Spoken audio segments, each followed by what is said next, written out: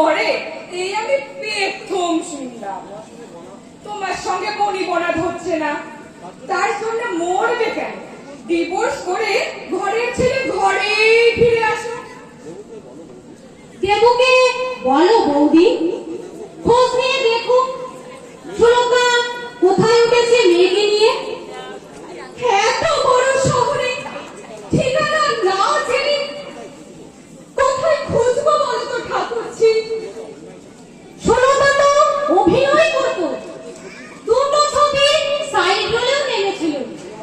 Cinema theatre লাইনে খুঁজলে হয়তো পাওয়া যেতে পারে।